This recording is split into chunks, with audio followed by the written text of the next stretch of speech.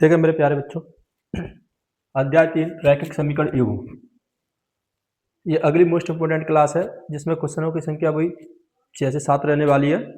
देख, इसका पहला मोस्ट इंपोर्टेंट क्वेश्चन लिखा है कि अनुपातों a1/a2, b1/b2, c1/c2 की तुलना कर ज्ञात कीजिए कि रैखिक समीकरण युग्म 2x - के 3y = 8 और एक समीकरण क्या लिखा है 4x - के 6y = 9 संगत है या असंगत है। तो इसके लिए आपको 3 कंडीशन समझनी पड़ेगी बेटा। इसमें अनुपातों, जैसे आपके पास 2 समीकरण युग्म होते हैं, व्यापक रूप में क्या होता है a1x + b1y + c1 = 0। एक समीकरण होता है क्या a2x + b2y + c2 = 0, समीकरण नंबर 2। तो यहाँ पे 3 कंडीशन होती हैं। 2 कंडीशन में समीकरण युग्म कैसे होते हैं, संगत होते हैं, और एक कंडीशन में कैसे होते हैं, समीकरण युग्म असंगत होते हैं। तो वो कौन कौन सी कंडीशन है वो आप देखें। पहली कंडीशन है, अगर आप इन अनुपातों की तुलना करें, मतलब ऐसे a1/a2 बराबर आ जाए b1/b2 और बराबर आ जाए c1/c2, तीनों अनुपात कैसे हो जाए बराबर, तो इस कंडीशन तब समीकरण युग्म कैसे होते हैं, संगत। कैसे होते हैं, संगत। और रेखाएं कैसी होती हैं, तथा इसकी जो रेखाएं आती हैं समीकरण युग्म की, वो रेखाएं कैसी होती हैं, संपाती होती हैं। कैसी रेखाएं होती हैं, संपाती, संपाती होती हैं। और भी ये इसमें आम है। और इस कंडीशन में समीकरण युग्म कैसे हल होते हैं, अपरिमित रूप से अनेक हल होते हैं। कैसे हल होते हैं, अनेक हल। समीकरण युग्म कैसे हल, अनेक हल। दूसरी कंडीशन होती है a1/a2 बराबर नहीं है b1/b2।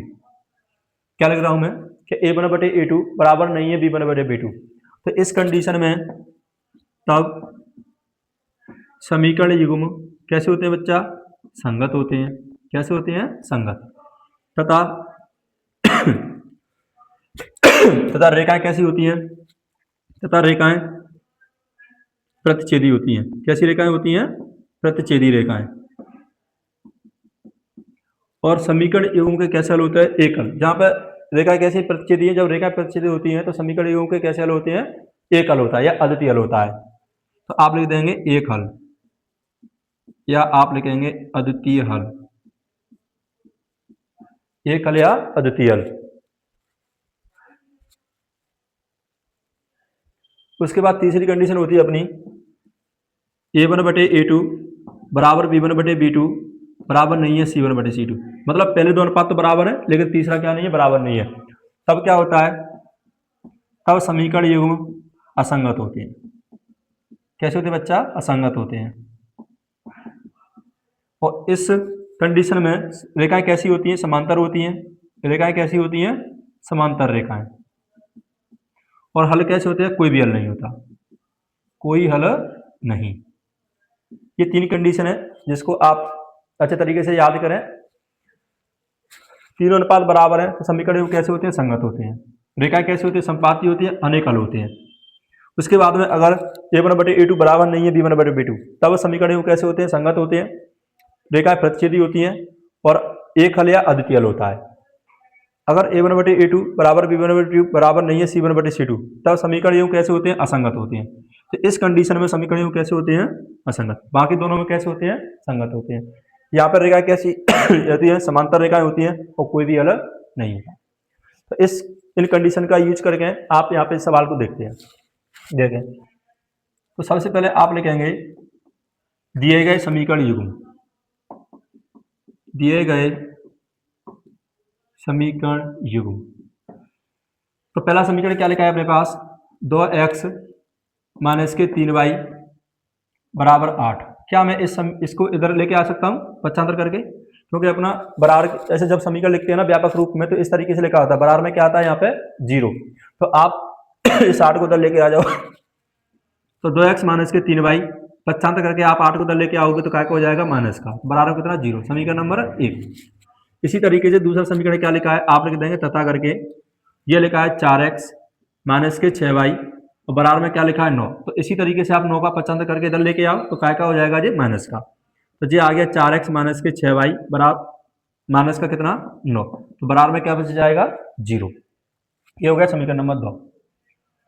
तो अगर आप समीकरण 1 और 2 को देखें तो इस तरीके से लिखा है तो इन दोनों से जब आप तुलना करेंगे तो अगर आप ध्यान से देखें तो यहाँ पे आप लिख सकते हैं क्या, आपको अनुपात निकालने के लिए किसकी जरूरत है, A1 A2 B1 B2 C1 C2 की जरूरत है। तो आप A1 A2 B1 B2 C1 C2 के मान निकाल लेते हैं। कैसे, आपको पता है यहाँ पे x का गुणांक कितना है A1, यहाँ पे y का गुणांक कितना है B1, यहाँ पे अचर पद क्या है, ये अचर पद है, कितना है यहाँ पे अचर पद C1 है। तो अगर आप यहाँ समीकरण 1 की तुलना अगर समीकरण 1 से करें तो आप यहाँ पे क्या पाओगे, देखो यहाँ पे x, वहाँ पे x का गुणांक कितना था A1, यहाँ पे x का गुणांक कितना है 2, तो A1 का मान हो गया कितना 2। यहाँ से इसी तरीके से वहाँ पे y का गुणांक कितना है B1, तो यहाँ पे y का गुणांक कितना भैया -3, तो B1 का मान कितना आ जाएगा -3, चिन्ह सहित ले लेते हैं। इसी तरीके से यहाँ से C कितना आ जाएगा -8 C1। अब समीकरण 2 की तुलना समीकरण 2 से करेंगे तो यहाँ से A2 का मान कितना मिल जाएगा आपको 4, B2 का मान कितना मिल जाएगा -6 और C2 का मान कितना मिल जाएगा 9, क्योंकि A2 की जगह पे 4 लिखा है, B2 की जगह पे -6 लिखा है और C2 की जगह पे कितना लिखा है -9, ये हो गया। अब आप इनके अनुपात निकालें तो आप ये चाहिए आपको A1/A2, तो A1/A2 निकाल लो।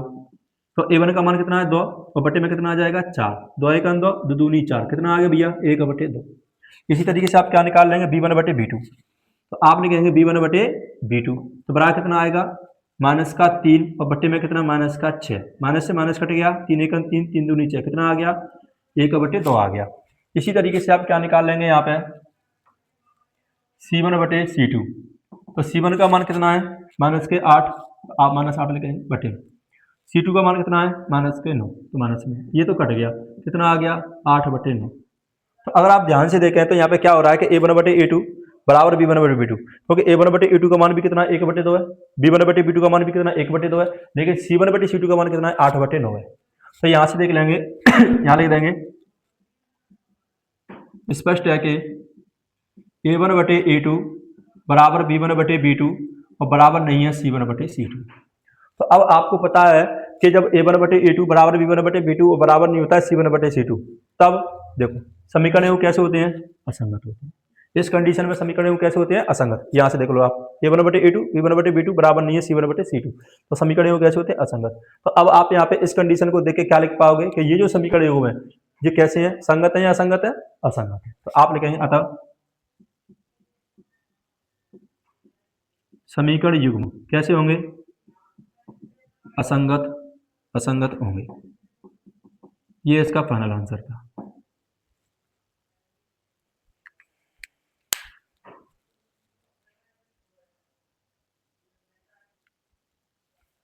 देखो अगला सवाल ये लिखा है, निम्न समीकरण युग्मों को प्रतिस्थापन विधि से हल कीजिए। मतलब ये जो समीकरण युग्म लिखे हैं इनको आपको कौन सी विधि से हल करना है, प्रतिस्थापन विधि से। तो अगर आपको विधि का नाम दे देता है वो, तो आपको भैया फिर उसी विधि से सवाल को हल करना है, और अगर वो विधि का नाम नहीं देता है तो चाहे फिर उसको आप प्रतिस्थापन से करो या फिर विलोपन से करो, किसी भी विधि से आप उसको हल कर सकते हैं। लेकिन अगर उसने विधि का नाम दे दिया तो आपको फिर उसी विधि से हल करना है। तो अभी अपन दोनों विधि सीख लेते हैं, एक प्रतिस्थापन भी सीख लेते हैं, उसके बाद अपन इसकी विलोपन विधि भी सीख लेंगे। अभी आप ध्यान देंगे, तो इसको अपन हल करना है प्रतिस्थापन विधि से। तो प्रतिस्थापन विधि से इसको हल करने के लिए आपको क्या करना पड़ेगा, देखें यहाँ इसमें आपको समीकरण नंबर 3 बनाना पड़ेगा। कितना बनाना पड़ेगा भैया, समीकरण नंबर 3। तो सबसे पहले आप लिखेंगे दिए गए समीकरण युग्म, तो आप यहाँ क्या लिखेंगे, दिए गए समीकरण लिख दो। पहला समीकरण क्या है, x + y = 5, समीकरण नंबर 1। अगला समीकरण क्या लिखा है, 2x - 3y = 4, समीकरण नंबर 2। तो प्रतिस्थापन विधि में जैसे कि नाम से ही स्पष्ट हो पा रहा है कि आप यहाँ से समीकरण 1 या समीकरण 2 से समीकरण 3 बनाएंगे। और समीकरण 3 कैसे बनाएंगे, या तो आप समीकरण 1 या 2 से 1 से x या y का मान निकालेंगे, या फिर आप समीकरण 2 से x या y का मान निकालेंगे। उसे कितना नाम दे देंगे, समीकरण नंबर 3 नाम दे देंगे। जैसे कि चलो मैं अभी यहाँ पे मुझे सरल लग रहा है सरल किससे पड़ेगा, मुझे समीकरण नंबर 1 से 3 बनाना सरल पड़ेगा। तो मैं क्या करूंगा, यहाँ पे मैं लिखूंगा समीकरण नंबर 1 से। तो समीकरण 1 से लिखूंगा तो क्या लिखा है यहाँ पे, ये लिखा है मुझे यहाँ से, मैं चलो x की वैल्यू निकाल, आप देखो चाहे तो आप x का निकालो चाहे आप y का मान निकाल लो, बात एक ही है। क्योंकि जब आप x का मान निकालेंगे तो x की जगह यहाँ रख देंगे समीकरण नंबर 2 में, और अगर y का मान निकालेंगे तो इस y के मान को कहाँ रख देंगे, समीकरण नंबर 2 में रख देंगे। अगर आप x का मान पहले निकाल लेते हो तो बाई का मान आपको पहले मिल जाएगा। अगर आप बाई का मान निकाल लेते तो आपको पहले एक्स का मान मिल जाएगा। ठीक है, तो अब जो आपको सरल लगे, एक्स का मान निकालना सरल लग रहा है तो आप एक्स का मान निकाल रहे हैं, बाई का मान सरल लग रहा है तो आप बाई का मान निकाल रहे हैं। देखिए, तो मैं अभी यहाँ से x का मान निकाल लेता हूँ, तो आप लिखेंगे समीकरण नंबर 1 से, तो यहाँ से x का मान निकालेंगे तो बाई का पक्षांतर करना पड़ेगा उधर की साइड, तो क्या हो जाएगा 5, इसका पक्षांतर करूंगा तो प्लस का है तो क्या का हो जाएगा माइनस का बाई। इसको नाम दे देंगे आप समीकरण नंबर 3। अब आपने ये जो समीकरण 3 बनाया वो किससे बनाया है? समीकरण 1 से बनाया है, इसलिए आप इस x के मान को समीकरण 1 में ना रखें, कहाँ रखेंगे आप? समीकरण नंबर 2 में रखेंगे। तो देखें, तो आप यहाँ लिखेंगे समीकरण 3 से x का मान कहाँ रखेंगे भैया? समीकरण नंबर 2 में रखने पर रखो। तो जहाँ x लिखा है वहाँ x पे कितना आ जाएगा? 5 माइनस के बाई। तो यहाँ 2 की तो 2 रहेगा, इससे कोई मतलब नहीं है, वो तो वैसे की वैसी रहेगा, बस x की जगह पे इस x के मान को रख दो। कितना लिखा है ये? 5 माइनस के बाई। और क्या लिखा है यहाँ पे? माइनस के 3 बाई, और बराबर में क्या चल रहा है अपना? 4, तो आप यहाँ 4 लिख देंगे। इतना समझ में आया? उसके बाद अब आप इसको अब आपको हल करके और यहाँ से बाई का मान निकाल लेना है। तो सबसे पहले आप क्या करेंगे? इस 2 का अंदर गुणा करो, 2 का गुणा 5 से करूँगा कितना आएगा? 10। ठीक ये कितना आएगा? 2 गुणा ऐसे करूंगा माइनस का कितना? 2 बाई।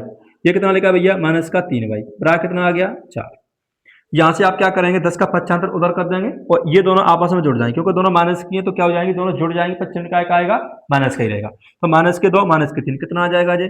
माइनस का 5 बाई बराबर 4। 10 को मतलब लेके जाऊंगा तो क्या हो जाएगा? ये माइनस का हो गया, यानी कि यहाँ से माइनस के 5 बाई का जो मान है वो कितना आ गया? माइनस का 6 आ गया। 4 में से 10 घटा दो कितना बचेगा? माइनस के 6। तो माइनस से माइनस आप काट सकते हैं, तो बाई का मान कितना आ गया? यहाँ से 6 और बट्टे में कितना आ जाएगा? 5। तो ये आ गया अपना बाई का मान।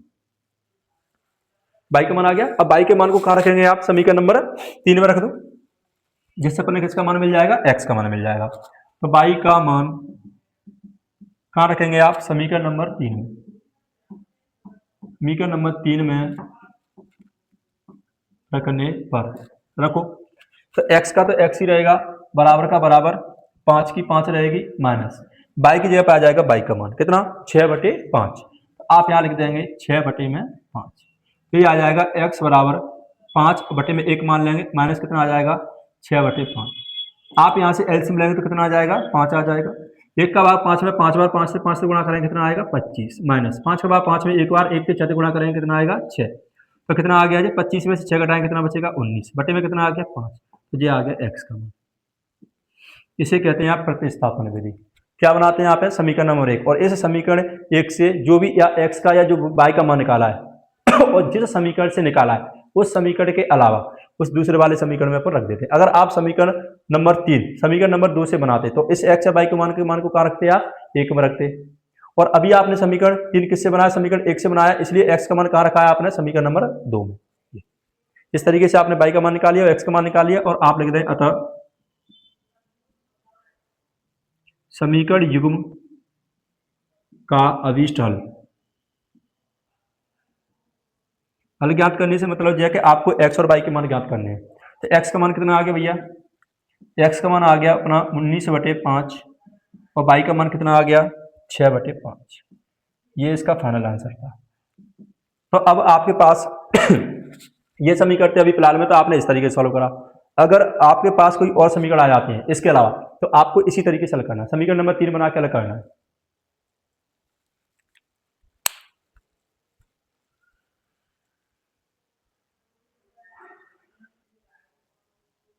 ये अगला सवाल क्वेश्चन नंबर 3। अब यार प्रतिस्थापन का था, अब की बार अपन विलोपन विधि से देख लेते हैं समीकरण को विलोपन विधि से कैसे हल करेंगे। ये लिखा है निम्न समीकरण को विलोपन विधि से हल कीजिए, और आपके पास ये दोनों समीकरण लिखे हैं। तो सबसे पहले वही बात लिखेंगे आप, क्या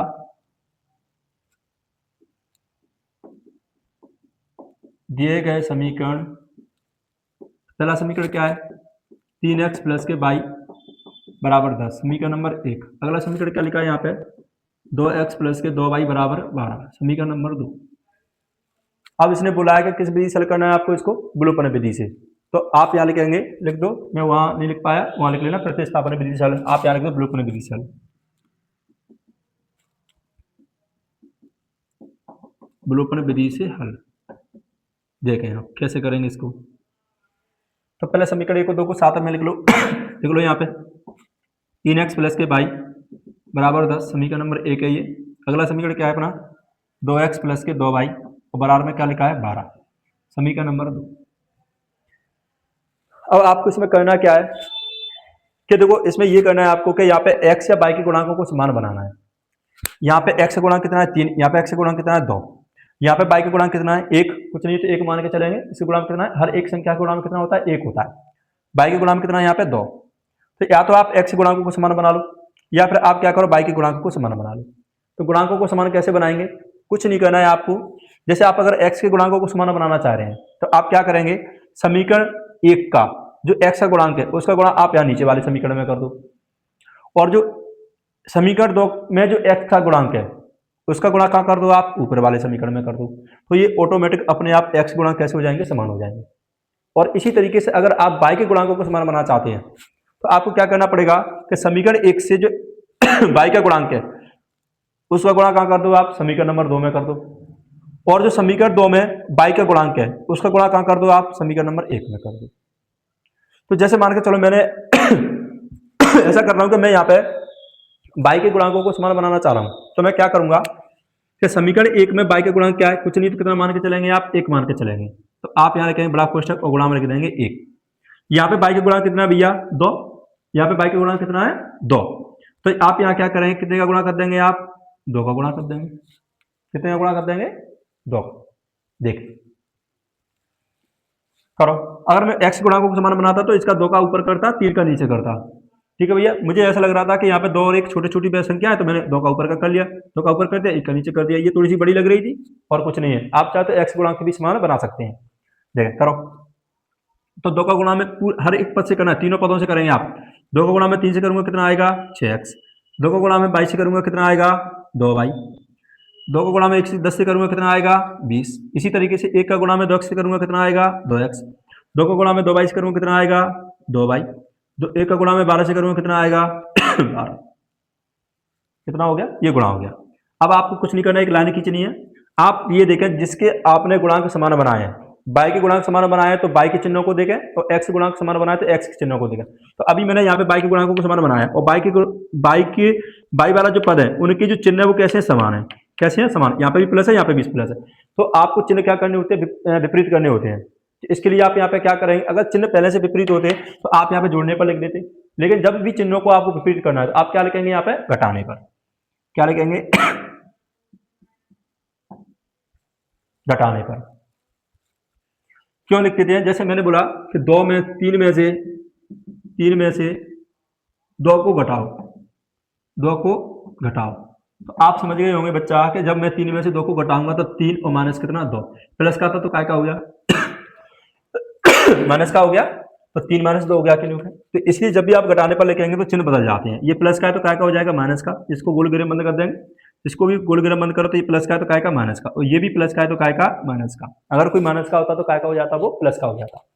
तो अगर आप अभी ध्यान से देखें, ये 2y है, ये भी 2y है, ये प्लस का, ये माइनस का, तो 2y से 2y कट गया। यहाँ पे ये 6x है, ये माइनस के 2x है, तो 6x में से आप 2x घटाएंगे तो कितना बचेगा, प्लस के 4x।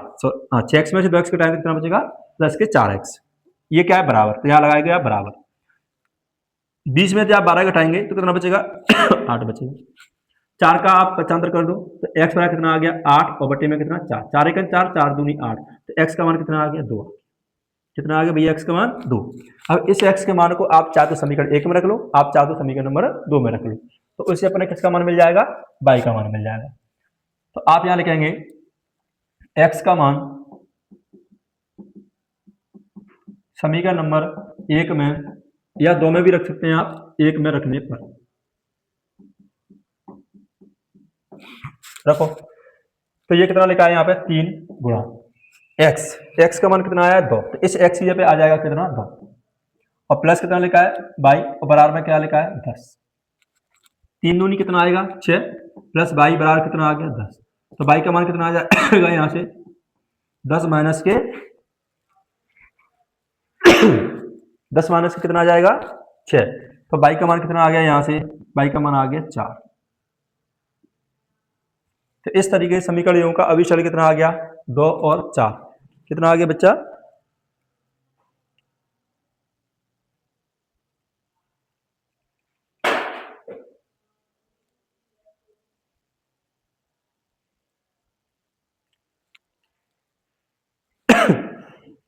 तो आप यहां लिख पाएंगे अतः करके हैं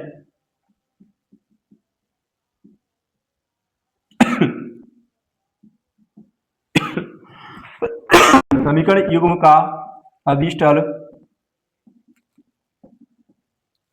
एक्स बराबर कितना आ गया 2 और वाई बराबर कितना आ गया 4। जी आंसर हो गया। ठीक है, तो इस तरीके से आप इस सवाल को कर सकते थे। ये था विलोपन विधि। विलोपन विधि कैसे सवाल को किस तरीके से हल करते हैं वो आपके पास ये लिखा है, और प्रतिस्थापन से कैसे करते हैं वो भी मैंने आपको बता दिया।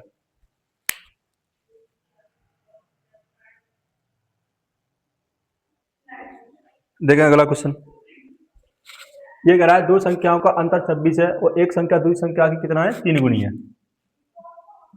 कितना गुनी है? 3 गुनी। तो उन्हें ज्ञात करना है। तो आप मान लेंगे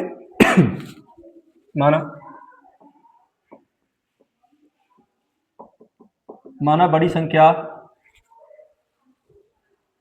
संख्या x है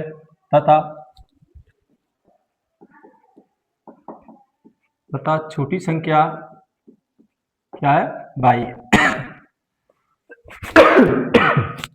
ये आपने मान लिया।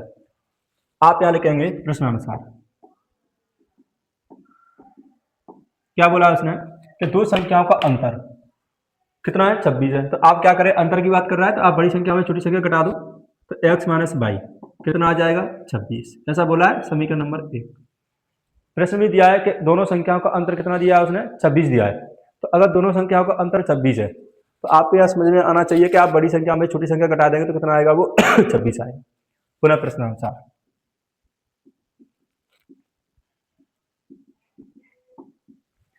उसने क्या बोला कि एक संख्या की 3 गुनी है।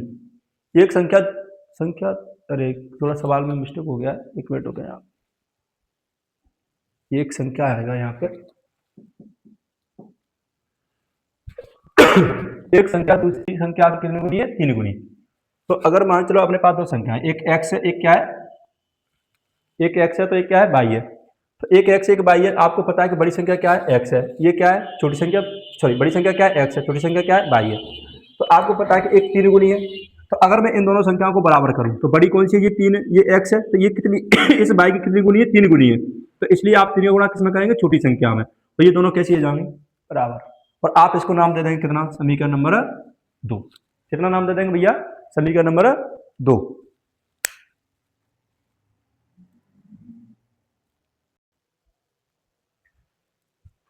अब आप इस समीकरण नंबर 1 ये समीकरण नंबर 2 मिल गया आपको। अब आप चाहे तो इसको विलोपन विधि से या फिर आप इसको प्रतिस्थापन विधि से हल कर सकते हैं।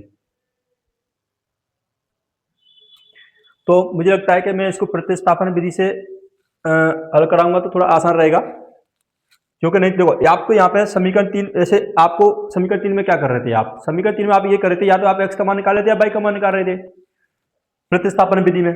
तो अभी आपको यहाँ पे x का मान डायरेक्ट मिल गया समीकरण नंबर 2 में। तो आपको कुछ नहीं करना, समीकरण नंबर 2 से x के मान को कारक देना है समीकरण नंबर 1 में, डायरेक्ट प्रतिस्थापन विधि लग जाएगी यहाँ पे। तो आप यहाँ लिखेंगे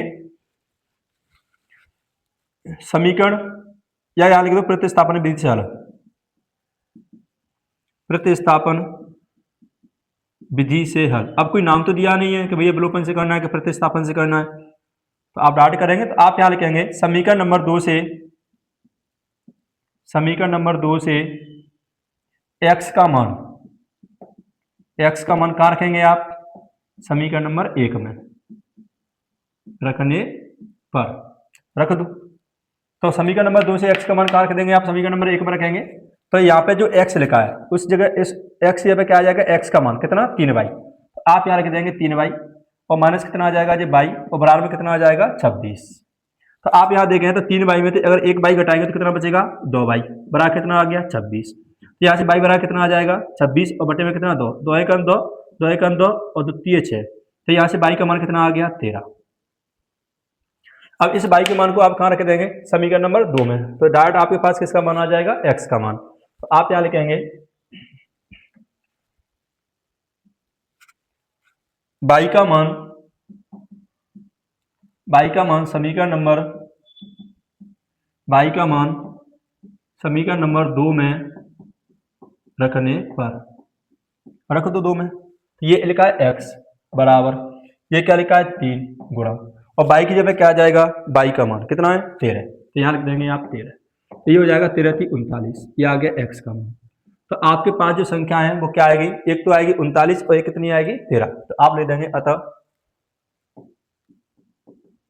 अतः संख्याएं कितनी होंगी, 39 व 13 होंगी। ये था आंसर। उन्हें ज्ञात करो, मतलब किसको ज्ञात करना था, आपको संख्याओं को ज्ञात करना था। दोनों संख्या कितनी आएगी, एक आएगी 39 और एक कितना आएगी 13। अगर आप ध्यान से देखा तो ये जो संख्या है वो इस 13 की कितनी गुनी है, 3 गुनी है, 13 3 39, मतलब अपना आंसर सही है। नहीं तो आप इसको चेक कर सकते हैं, यहाँ पर रखें, इस पे x की जगह कितना आ जाएगा 39 और y की जगह कितना आ जाएगा 13, 13 3 39, 39 बराबर 39 आ रहा है, मतलब अपना आंसर सही है। ठीक है, इस तरीके से आप इस सवाल को कर सकते थे। बढ़िया इंपोर्टेंट सवाल है, एक बार जरूर लगाना है इसको।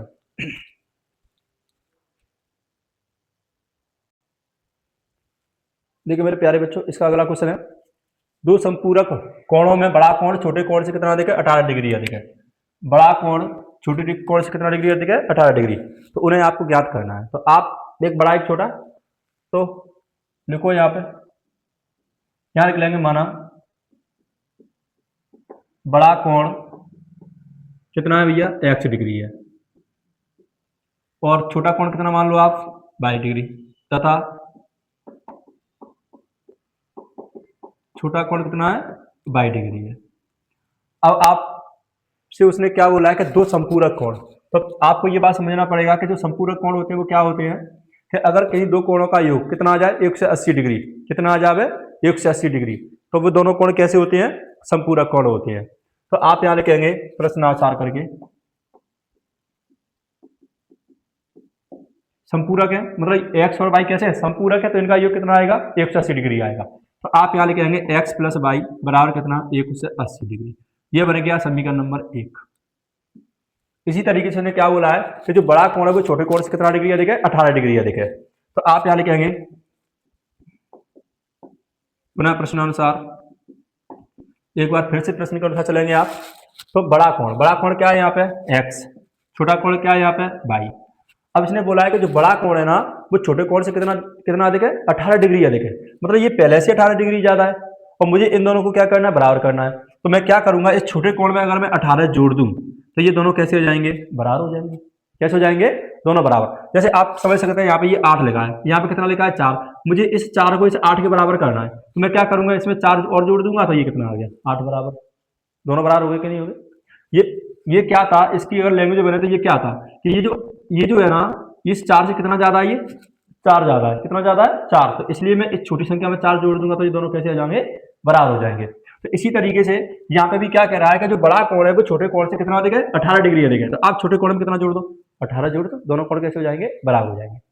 तो इस तरीके से आप इसको कितना नाम दे सकते हैं, समीकरण नंबर 2। इसको पश्चात करने की जरूरत नहीं है, आप सीधा कौन सी विधि लगाएंगे, आप फिर से प्रतिस्थापन विधि लगा दोगे। तो आपको साफ साफ दिखाई दे रहा है कि हमारा जो प्रतिस्थापन विधि में समीकरण नंबर 3 आता था वो हमें मतलब हम बना रहे थे उसको, और यहाँ पे क्या है, बना मिल रहा है समीकरण नंबर 2। तो अब यहाँ पे समीकरण 3 बनाने की जरूरत नहीं है, क्योंकि आपको साफ साफ दिखाई दे रहा है कि x का मान कितना है, y + 18, और वहां पर भी अपन क्या कर रहे थे, x से y का मान निकाल रहे थे समीकरण 3 में। ठीक है, तो अब आप सीधा क्या करेंगे, यहाँ से यहाँ लिखेंगे प्रतिस्थापन विधि से हल।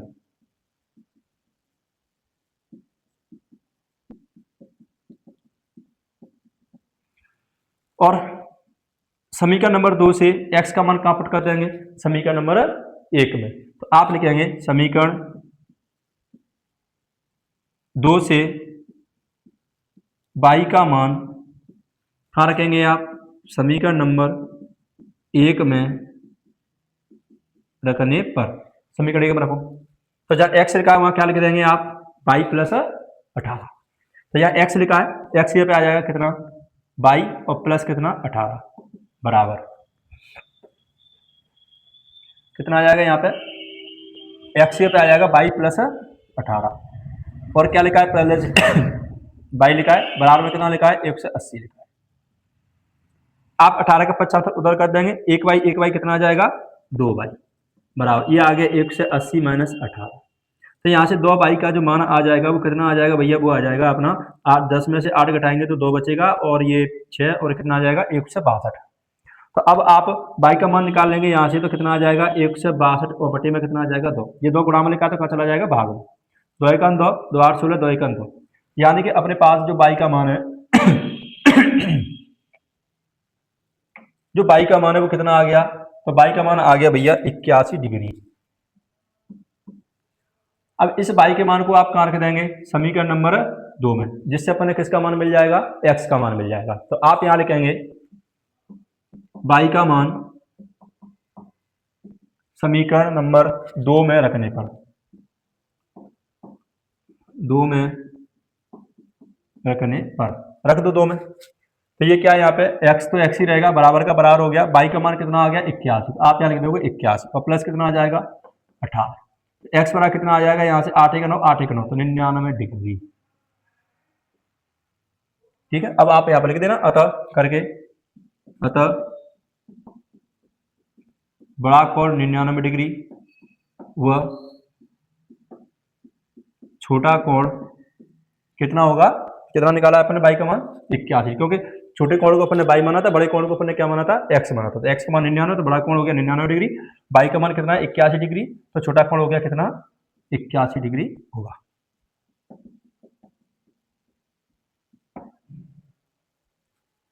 ये था इसका आंसर, देख लो भैया।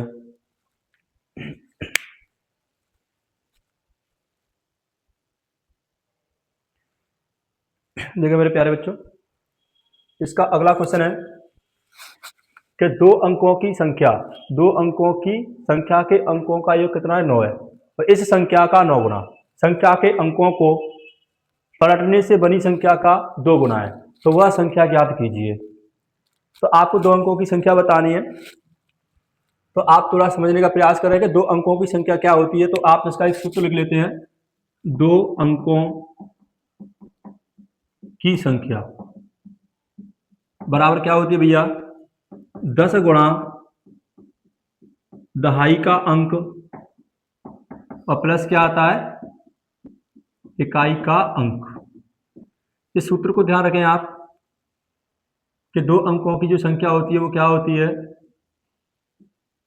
10 गुणा दहाई का अंक प्लस इकाई का अंक। तो अगर आपको 2 अंकों की संख्या चाहिए तो आपके पास क्या होना चाहिए, दहाई का अंक होना चाहिए और इकाई का अंक होना चाहिए।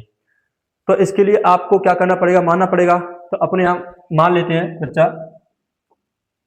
कि माना दहाई का अंक x है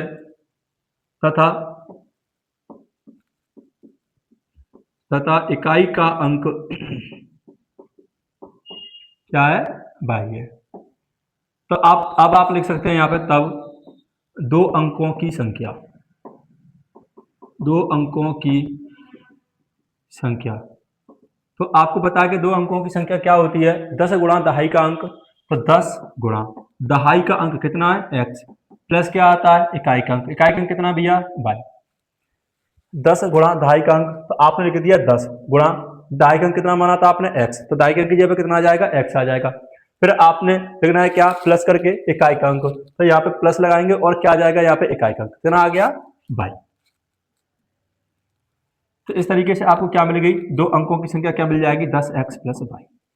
अभी इसने क्या बोला है यहाँ पे, थोड़ा सा ये भी बोला है कि अंकों को इस संख्या का 9 गुना, संख्या के अंकों को पलटने से बनी संख्या का कितना है 2 गुना है।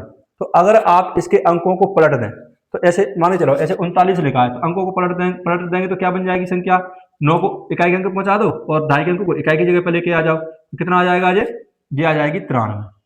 इसको यहाँ पे पहुंचा दिया, इसको यहाँ पहुंचा दिया, वही काम यहाँ पे करेंगे। तो ये क्या है, ये दहाई का अंक है, ये क्या इकाई का अंक है, तो इकाई के अंक ये इकाई का अंक है, ये दहाई का अंक है, तो इसको यहाँ पहुंचा दो और एक्स को कहाँ लेके आ जाओ, इधर लेके आ जाओ बाई की जगह पे। तो आप यहाँ लिख देंगे अंकों को पलटने पर बनी 2 अंकों की संख्या। तो आप यहाँ लिखेंगे अंकों को पलटने पर बनी 2 अंकों की संख्या, तो वो कितनी आएगी भैया, कुछ नहीं करना है आपको, बाई की जगह एक्स पे आप बाई को लिख दो और बाई की जगह पे आप किसको लिख दो, एक्स को लिख दो। ठीक है, तो लिख दो आप यहाँ पे तो ये हो जाएगा 10y प्लस एक्स। ये अंकों को पलटने पर संख्या बनेगी। अब आप यहाँ लिखेंगे क्या, दो अंकों की संख्या के अंकों का योग कितना है 9। अंक क्या है इसके, एक तो x है, क्या है y, इकाई का अंक x है तो इकाई का अंक क्या है y है। तो अगर ऐसे आप ये दो अंक है इसमें, तो दोनों को जोड़ रहे हैं तो कितना आ रहा है 11 आ रहा है। इसी तरीके से अगर आप x और y को जोड़ रहे हैं तो कितना आ जाएगा, यहाँ पे कितना आ जाएगा 9। तो आप यहाँ लिखेंगे प्रश्नानुसार। तो कितना दिया है दोनों का योग, तो ये x और प्लस y, जब आप इन दोनों को जोड़ेंगे तो वो कितना आएगा 9 आएगा। सवाल में ऐसा बोला है। समीकरण नंबर 1 कितना समीकरण बन गया, 1 बन गया। अब आपको समीकरण नंबर 2 कैसे बनेंगे, आप यहां लिखेंगे पुनः प्रश्नानुसार। दो कंडीशन देता है इसमें, एक कंडीशन तो पहले तो यही दे दी इसने योग, और एक कंडीशन ये लिखी है आपको। तो ये कह रहा है कि इस संख्या का 9 गुना, किस संख्या का, जो आपको संख्या मिली है इस संख्या का, तो इसका आप कितना करेंगे, इसी संख्या के साथ में 9 जुड़ा है तो आप इसका 9 गुना करो पहले। तो आप पहले दोनों संख्या को लिख लो, x 10x प्लस y, और एक संख्या क्या, अंकों को पलटने पर बनी संख्या कितनी है अपने पास 10y प्लस x। तो इसने क्या बोला है कि इस संख्या का 9 गुना, जो दो अंकों की संख्या आई है इसका 9 गुना, तो आप इसका 9 गुना कर दो पहले। 9 का गुना करने के लिए क्या करना पड़ेगा आपको, इस पूरी संख्या में कितने गुना कर देंगे 9 का। ठीक है, जैसे ही आप इस संख्या का 9 गुना करते हैं तो ये जो संख्या है इस संख्या की कितना गुना हो जाती है, 2 गुनी। जैसे ही आपने इसमें 9 का गुना कराया ना, तैसे ये संख्या इस संख्या की कितना गुना आएगी, 2 गुनी आएगी। मतलब ये 2 गुनी हो गई। तो अगर आप इन दोनों को बराबर करेंगे तो ये 2 गुनी पहले से है, तो इसमें कितने का गुना करना पड़ेगा आपको, 2 का गुना। कितने का गुना करना पड़ेगा, 2 का। उसने बोला है कि इस संख्या का 9 गुना संख्या के अंकों को पलटने से बनी संख्या का 2 गुना है। कितना गुना है ये, 2 गुना। तो जैसे ही आपने इसका 9 गुना करा इस संख्या का, तो वैसे ये संख्या इस संख्या का कितना गुना आएगी, 2 गुना। तो आप इस बराबर करने के लिए क्या करेंगे, इस संख्या में कितने गुना कर देंगे, अंकों को पलटने पर जो बड़ी संख्या है उसमें आप कितने का मल्टीप्लाई कर देंगे, 2 का। अब आप इसके गुणा भाग करो 9 का गुणा में 10x करूंगा कितना आएगा, 90x आ जाएगा। 9 का गुणा में 22 करूंगा कितना आएगा, 9y आ जाएगा, बराबर। समीकरण तो चाहिए अपन ने, तो आपको अंदर 9 का गुणा कर दो, यहाँ से 2 का कर दो, कितना आ जाएगा ये 10 दूनी 20y आ जाएगा, और ये कितना हो जाएगा भैया, तो x हो जाएगा। अब आप क्या करें कि x को और y को इधर लेके आ जाओ, सबको इधर लेके आ जाओ 61। तो यहाँ कितना आ जाएगा ये 90x और प्लस कितना लिखा है ये 9y। मैं 20y का पक्षांतर करूंगा तो माइनस का 20y हो जाएगा, इसका करूंगा तो क्या हो जाएगा माइनस का 2x, और बराबर में कितना बच गया 0। कितना आ जाएगा, 0 आ जाएगा। 90x में से अगर आप 2x घटाते हैं तो कितना आएगा, यहाँ से 88x आ जाएगा। 9y में से अगर आप 20y घटाते हैं तो कितना आ जाएगा ये आ जाएगा माइनस का 11y, बराबर कितना आ गया 0। यहाँ पे भी 11 का भाग जा रहा है, यहाँ पे भी 11 का भाग जा रहा है, और 0 में तो चला ही जाएगा 11 का भाग। तो आप यहाँ पे लिख लेंगे क्या, दोनों पक्षों में 11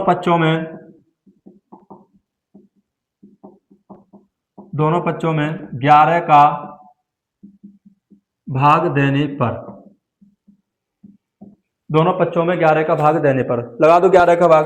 तो अगर आप 88x में 11 का भाग लगाएंगे तो 11 8 88, कितना बचेगा, यहाँ पे 8x बच जाएगा। इसमें 11 का भाग लगाएंगे तो कितना आ जाएगा, y बच जाएगा, 11 से 11 कट गया। 0 में आप 11 का भाग लगाएंगे कितना आ जाएगा, 0 आ जाएगा। कितना आ जाएगा, यहाँ से 0। ये बन गया समीकरण नंबर 2। अब आप चाहो तो समीकरण 1 और 2 को विलोपन विधि से हल कर सकते हैं, आप चाहो तो इसको प्रतिस्थापन विधि से हल कर सकते हो, जो आपको उचित लगे उससे कर लो। मैंने इससे पिछले 2 सवाल में फिर आपको प्रतिस्थापन से कराए, इसको मैं विलोपन से कराने का प्रयास करता हूं, ठीक है। देखे यहाँ तो आप यहाँ लिख देंगे विलोपन विधि से हल। तो जैसे आप यहाँ पे विलोपन विधि से हल लिखोगे तो आप पहले समीकरण 1 और 2 को साथ साथ लिख लो। ये कितना लिखा है यहाँ पे, x प्लस वाई बराबर 9, समीकरण नंबर 1 था ये। और ये दूसरा समीकरण क्या है अपने पास, 8x माइनस के वाई बराबर कितना 0, समीकरण नंबर 2। अब यहाँ पे किसी भी संख्या के गुणा करने की जरूरत नहीं है, क्यों नहीं है, यहाँ पे x के गुणांक समान नहीं है, लेकिन y के गुणांक कैसे हैं, समान है। और जब आपको पता है कि जब y के गुणांक पहले से ही समान दिए हैं तो इनको और समान बनाने की जरूरत है क्या, नहीं है। तो इसलिए आप क्या करेंगे सीधा दूसरी बात और ये भी है कि दोनों के चिन्ह भी कैसे है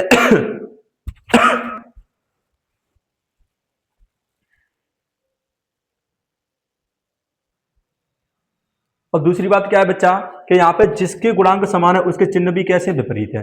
और जब चिन्ह विपरीत होते हैं तो आपको यहाँ पे क्या लिखना पड़ता है, जोड़ने पर। क्या लिखेंगे आप यहाँ पे, सीधा दोनों समीकरणों को जोड़ देंगे। आप लिखेंगे जोड़ने पर, जोड़ने पर चिन्ह बदलते नहीं है। देखें आप, जैसे आपने क्या बोला कि 2 में 3 को जोड़ो, तो 2 प्लस क्या लिखेंगे आप, 3 ही तो लिखेंगे, तो क्या चिन्ह बदला क्या 3 का, 2 में 3 को जोड़ो, तो आप क्या लिखेंगे यहाँ पे 2 प्लस 3, चिन्ह बदला क्या, नहीं, तो इस तरीके से इसके चिन्ह भी नहीं बदलेंगे। तो अब आप क्या करेंगे, सीधा बाई से बाई काट दो, ये प्लस का माइनस का तो कट गया, ये 1x प्लस के 8x भी प्लस के, तो दोनों जुड़ जाएंगे तो कितना आ जाएगा, 9x आ जाएगा। बराबर में कितना आ जाएगा भैया, 9 आ जाएगा। 9 में 9 प्लस 0 करेंगे तो कितना आएगा, 9 ही आएगा। तो यहाँ से x का मान कितना आ गया, 9/9, 9 एकड़ 9, 9 एकड़ 9, तो x का मान कितना आ गया, 1 आ गया। कितना आ गया, x का मान 1। अब इस x के मान को आप कहाँ रख देंगे, या तो आप समीकरण 1 में रख दो, या फिर आप समीकरण नंबर 2 में रख दो, तो आपको काय का मान मिल जाएगा, बाई का। तो आप यहाँ लिखेंगे x का मान समीकरण नंबर 1 में रखने पर, तो समीकरण नंबर 1 कहाँ दिख रहा है आपको, ये दिख रहा है, तो यहाँ पे जो x लिखा है उस x पे क्या लिख देंगे आप, x का मान कितना, 1, तो ये आ जाएगा 1 प्लस के बाई, और बराबर में कितना लिखा है भैया, 9। तो यहाँ से अगर आप बाई का मान निकालें, इधर निकाल लेते हैं यहाँ पे, तो अगर आप यहाँ से बाई का मान निकालते हैं तो आपको 1 का पक्षांतर करना पड़ेगा, तो ये प्लस का है तो काय का हो जाएगा, 1 माइनस का, तो ये हो जाएगा 9 माइनस 1, तो बाई का मान कितना आ गया, यहाँ से 8 आ गया। आपको क्या चाहिए, आपको चाहिए क्या, वह संख्या ज्ञात कीजिए, तो 2 अंकों की संख्या क्या थी, यहाँ थी, तो आप लिख देंगे अतः 2 अंकों की संख्या क्या थी अपने पास, 10x प्लस 22 थी, तो बराबर कितना आ जाएगा, 10 गुणा, थोड़ा सा 1 मिनट देखते हैं, कट तो नहीं रहा है कहीं,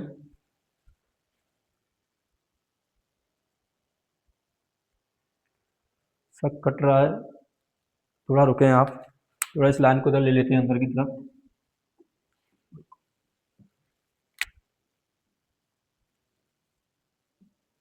आप यहां लिख देंगे अतः करके, अतः 2 अंकों की संख्या बराबर क्या मानी थी आपने, 10x प्लस 22, तो यहां से देखें तो 10 गुणा x का मान कितना आ गया था अपने पास, x का मान आया था कितना, 1, तो आप x पे कितना रख दोगे, 1 प्लस y का मान कितना आया है, 8, तो इसका आप गुणा करें तो 10 × 10 और प्लस 8, तो कितना आ गया, 18। ये आपका आंसर है। 2 अंकों की संख्या कितनी आएगी, 18 आएगी, और इसका आंसर अगर आपको चेक करना है तो इसके अंकों का योग कितना आ रहा है, 9, और इसने क्या बोला था, अंकों का योग कितना है, 9, तो इसके भी अंकों को आप जोड़ेंगे तो कितना आएगा, 9, तो अपना आंसर सही।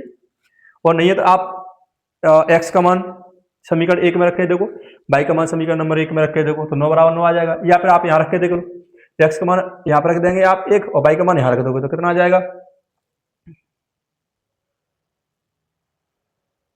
रख के देख लो आप यहाँ पे, x का मान 1 रखेंगे तो कितना आ जाएगा, 8, और y का मान कितना रखेंगे आप, y का मान कितना रखेंगे, 8, तो 8 बराबर 8 से 8 कट जाएगा तो 0 बराबर 0 आ गया कि नहीं आ गया, तो आंसर सही है। तो ये आपके अध्याय 3 के मोस्ट इंपोर्टेंट क्वेश्चन थे 6, आप इन 6 को लगा लो भैया। देखो तरीका मैंने आपको बता दिया है, तो विलोपन प्रतिस्थापन विधि बहुत इंपॉर्टेंट है, एक क्वेश्चन तो वहीं से आ जाएगा सीधा सीधा कि विलोपन से हल करो या प्रतिस्थापन से, या कोई भी विधि का नाम नहीं देगा तो आप उसको किसी भी विधि से हल कर सकते हैं, आपको जो अच्छी लगे उचित लगे उस विधि से। विधि तो बदलती नहीं है, विधि तो सब एक जैसी रहती है, बस यहाँ पे समीकरण बदल सकते हैं, तो जैसा समीकरण आया आप उस हिसाब से आंसर निकाल लेना।